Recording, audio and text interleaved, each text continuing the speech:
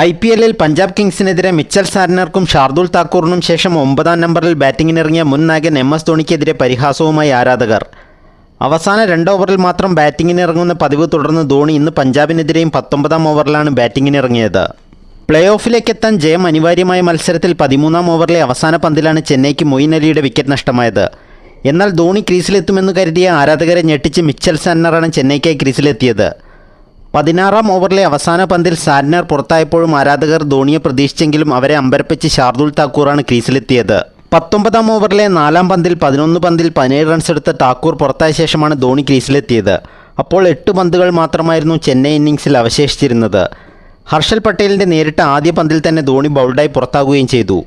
ഈ സീസണിൽ അവസാന 2 ഓവറുകളിൽ ഇറങ്ങി തകർത്തടിച്ചിട്ടുള്ള ധോണി നേരത്തെ ഇറങ്ങിയിരുന്നെങ്കിൽ ചെന്നൈ സ്കോർ 180 കടക്കുമായിരുന്നുവെന്ന് ആരാധകർ പറയുന്നു.